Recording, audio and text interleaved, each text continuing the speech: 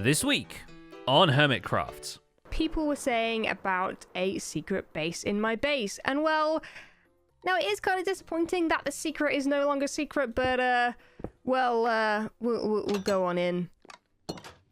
Yes, guys, this is my secret base. So thank you all for ruining my secret. I can no longer go in there in private and relax.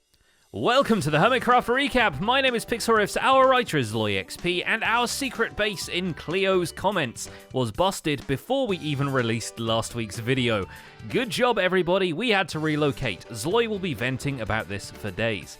Have fun looking for the new one. We made sure it's not where you'd expect. In a similar fashion, there's a whole lot of secret base shenanigans popping up on the Hermitcrafts, so let's take a look at all the events and mishaps that occurred on the Hermitcraft server this week. Starting with Joe Hills, who decides to observe the American tradition of Groundhog Day by building a working version of the iconic flip clock from the movie of the same name. It's pretty accurate, down to the typeface on all the banners, and the fact that you'll probably be seeing it again soon. Hopefully we don't get 6 more weeks of winter. 6 a.m. Just put your little hand in mine. There ain't no hill or mountain we can't climb.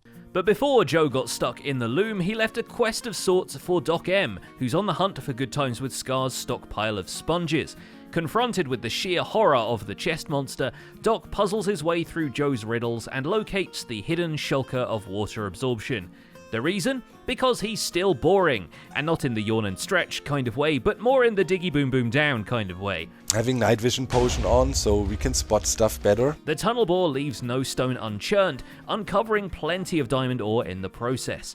On top of that, Doc has spent enough time munching on spider eyes that now he's eaten the full 1,000 Etho challenged him to, leaving only one way Etho can seal the deal. Yeah. Now the only question is, how do I get rid of this stupid head without dying? I guess there's no way.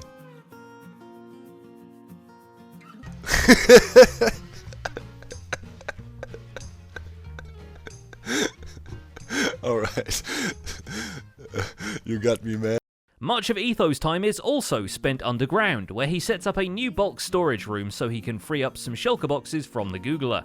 And we soon discover the reason why. Sneaky Ease is back in business. You can keep your secret bases. This secret shop is now located in the empty space above Scar's Netherite boutique in Aquowo Town, selling bargain basement deals from a penthouse location. By muscle memory, you know, he might just get up at the second floor every time when he goes in that elevator and not even try to go any higher in it, right? So, but yeah, it takes us up to the 3rd floor, which is now entirely Sneaky Ease. Buy now before you miss your chance. As the High Gardener of the shopping district, Xisuma decides that this one area will be the Rock Garden. Yes, the llama side was so Mediterranean themed, it was easier to swap all the surroundings for sand than to tie it with the grass paths. Which is actually the opposite of what he does over at his desert castle on the way to Corrales' harbour town. Drawing from the Hanging Gardens of Ancients, X makes some artificial grass and man-made water channels, making a nice bit of contrast to the dunes, which Corrales seems to appreciate. Now this project is obviously going to get bigger. We're going to wrap it all the way around the castle, connect it up with Corrales' area. Wow. Okay, Sheshwam he's been very busy, look at this. He'll probably appreciate the 8 shulker boxes of quartz Xisuma dropped off with him too. X's final act of community service is to turn his entire base into an elytra course. Outfitted with red circles, the many towers will outline the trajectory and serve as checkpoints of sorts. Hitting them all faster than the rest will score you a prize in diamonds. But we're just here to enjoy the view and get a rough score together for the rest of the hermits. The random gifts and pests appearing in Corrales' diamond office are nothing compared to the random construction secretly going on all across his harbour city. His own expansion project hits another milestone when he erects an extra skyscraper. But was it worth it?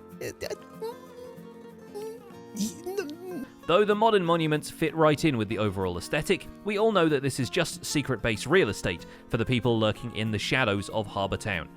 Or beneath the Harbour Town, for that matter, as Grian has started construction on an entire network of sewer tunnels meant to connect everyone's secret Corrales hideouts in future.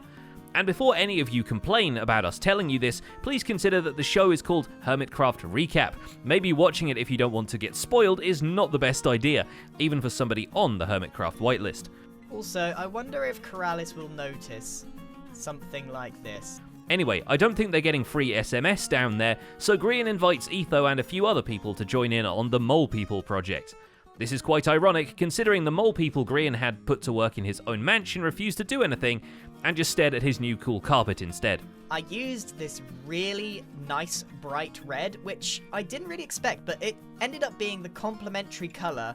I never really considered it, I just, kind of just thought this would match, and it did. Things might be getting a little crowded in Corrales' skyscrapers though, because somehow, despite having a literal city to choose from, BOO ends up adding his secret base directly next door to Grian's. Having been rumbled by someone playing for the same team, Grian packs up and leaves pretty quickly, but B-Dubs takes the tunnel idea over to Aquatown and starts working on some subway tunnels connecting the area, after realizing the town may have an identity crisis. A coup. Somebody change the sign! A kuwu! A quowu! At least a block away, Impulse SV's secret base is going well. Inspired by the clandestine nature of the project, Impulse builds a speakeasy in one of Corrales' towers. Or does he? Wait a minute, what's going on here? After briefly meeting up with Cubfan to see what he did with all that prismarine, Impulse embarks on some decoration at his own pyramid, covering the walls of the sub-sub basement with green concrete. Meanwhile, at the shopping district, more panicked signs have appeared, along with a panicked Swedish man. Listen, I spoke with Mambo earlier today, and he seems to think that there's some kind of Lord of the Rings thing happening. Okay, that's what these are. Bumbo Baggins. Okay.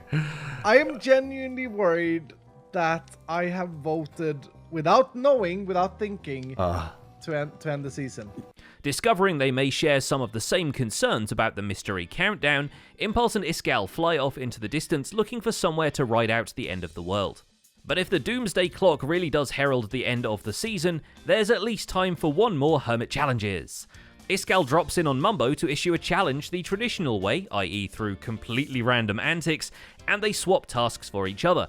Mumbo is tasked with becoming a butler to another hermit and then passing that responsibility on to the next participant, while Iskal has to build a quest for Mumbo and the other hobbits. Butler. Butler, yes. Hold on, let me read this. That's gonna need a bit of explanation, but... Oh, you're in your You're Bumbo Baggins again! Because there are other hobbits now. News of the Bumbo Baggins Society has reached XB Crafted and Zombie Cleo, so Mumbo's hobbit hole won't go to waste. Hopefully, once his industrial district is a little more dug out, he'll be producing enough supplies for them to live a life of luxury. Definitely got a new shirt. Wait, what? I mean, what the? I'm a hobbit. You are a hobbit. Your face hasn't changed very much. Baggins Crafted adapts to his new identity with ease, donning the waistcoat of a distinguished halfling and designing a hobbit hole to match. Carving into the hillside near his city project, XB's dwelling ends up with a cozy interior, the traditional rounded doorway, and thematically appropriate paintings. It's a hobbit dropping the one ring into that mountain. I forget what that mountain's called. What is that mountain called? Not all hobbit skins are created equal, however, and upon signing up, Cleo's gaming past catches up to her, and she comes out looking a little greener than expected. Maybe this is just what zombie hobbits look like, I don't know. Zobbits. Call me crazy, but that is the finest hobbit skin I have ever seen. Either way, 40 episodes into the season, Zombie Cleo gets a bedroom and some facilities leading up to it. Managing an entire server's armor stand population will have you sleeping wherever, would you believe? Her Kabubus decoding business is not one without competition, it turns out. False Symmetry sets up shop right across from Mumbo's Bumbo stall and starts collecting permission slips for a Hermitcraft Bahamas backpacking special, which, yes please, absolutely, I just wish Minecraft Earth was still a thing. Vintage Beef even signs up and pays for his share of the ticket. Adventure? I mean, I'm down. Yeah, that's nice. One diamond block. Perfect, thank you. Cool, let me just check that's legit. Yep, pretty good.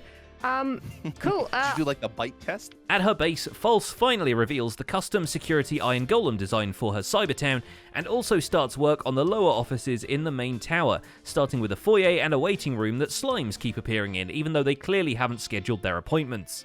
Beef is able to pay his tab with the Beach Backpacking Society thanks to the roaring trade in his wallpaper shop and the newly reopened music store. The former gets a brand new design featuring the Hermitcraft Season 7 logo, and the other gets some business in the form of adding guitars to Scar's Diner. Before heading off to the Bahamas though, Beef returns to 3 Fox Hole to recap some of the progress on his cyberpunk-inspired city streets. That is really, really cool. This is like the busy sort of street that I wanted. You know, little by little, it's coming along. I'm really happy with the way it looks. Cubfan is keeping his riches safe and sound, even if the treasure room of his pyramid has a few secret passages to it. Actually, he starts on a whole system of stairways and passages branching through the structure. If he has his way, future adventurers will have a full set of traps and secret passages to explore. Though as far as Impulse SV goes, the Hypno floor alone will be enough to stop him in his tracks for a while. And a fun project to do. I think we're going to go with a theme that's like the same sort of like collapsed, sandy type theme. Meanwhile, Tango Tech is ironing out the broader mechanics of his Among Us in Minecraft project. The meeting room redstone being complete, it's the task system and task assignment system next, which he trains to assemble randomized shulker boxes. The imposters will have extra fun now that the first sabotage has been created too, a reactor meltdown scenario based around the idea of a nether portal breaking through and taking out the entire crew with it. Also, the corpse reporting system has been tweaked to be more automated. It's the little things.